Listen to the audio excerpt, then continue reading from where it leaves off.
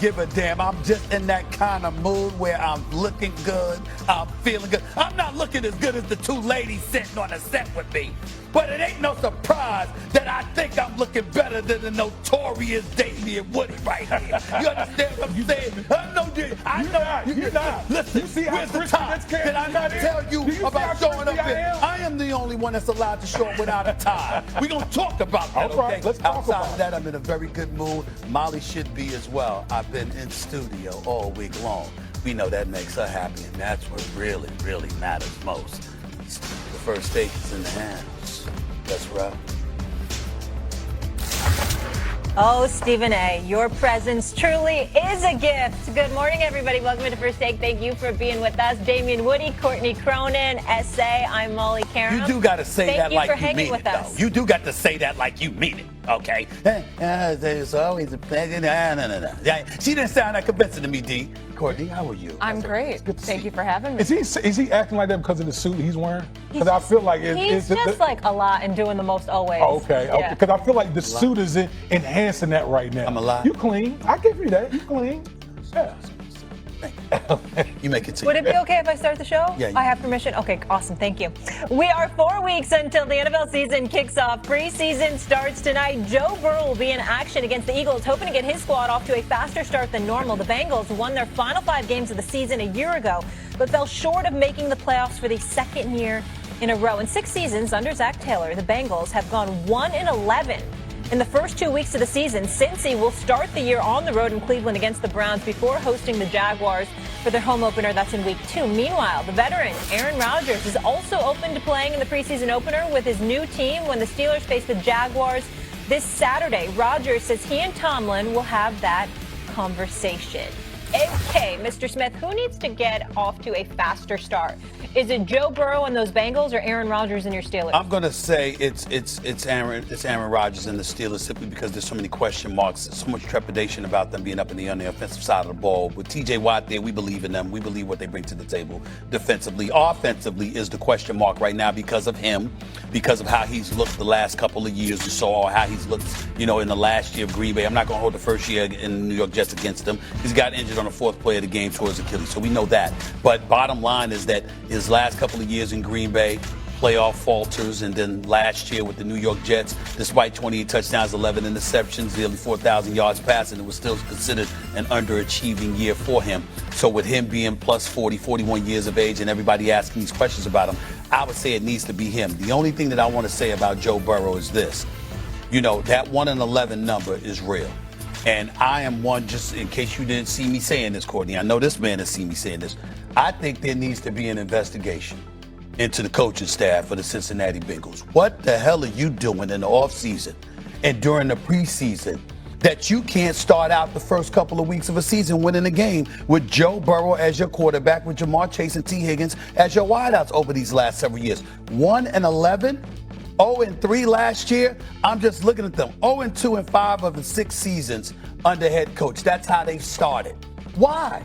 Why is it that you don't start playing football until mid-September, when training camp starts in July, when you got OTAs before that? What the hell is going on in Cincinnati that consistently, despite this talent and this great quarterback, you can't win games to start off the season?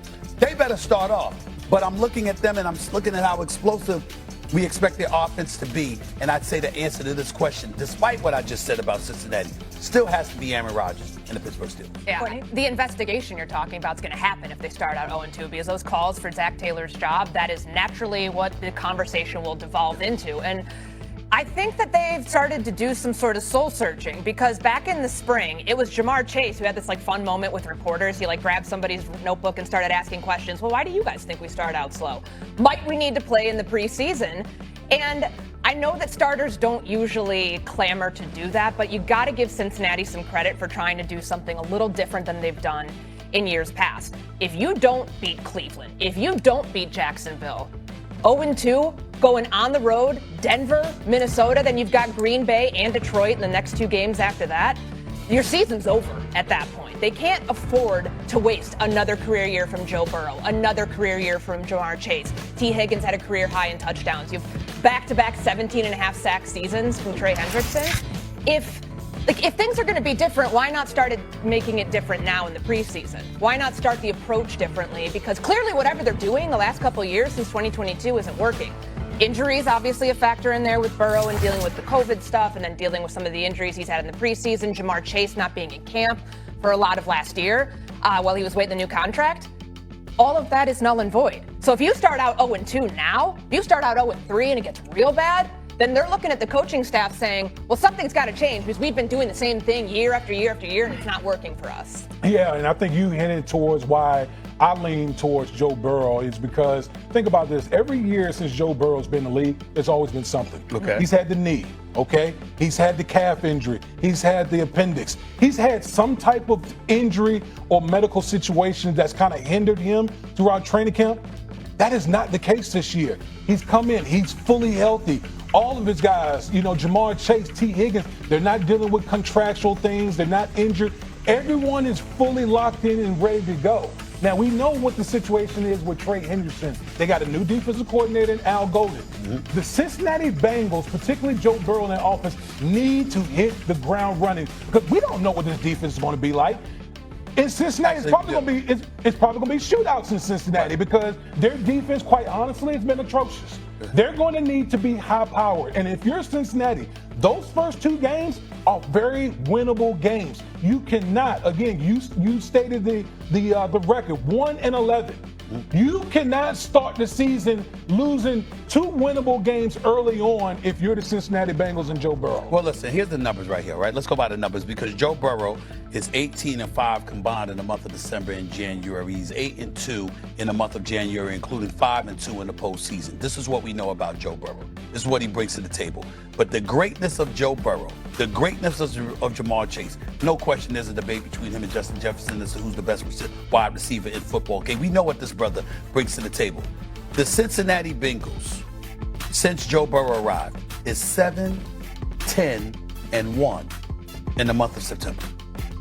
3 games under 500. 10-10 in the month of October. So even though we brought up the first 2 weeks, you can make a legitimate argument because of the offensive firepower that they've had. You haven't really shown up for the first 2 months as a coaching staff. What the hell are you doing? I'm dead serious about this. Football is your job. With the players, what are we talking about?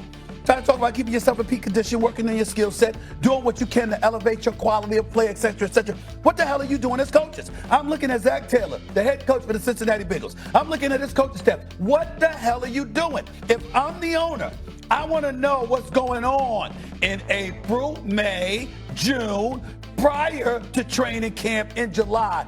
What are you doing that we can't win games with the talent that we have in a month of September and October? We're climbing uphill. We won 5 games straight to end the season last year and still missed the playoffs. Hey, you know what? Missed the playoffs. And I'm glad you brought that up, Stephen A. Remember last year, week 1, they lost a terrible home game to the New England Patriots. Yeah.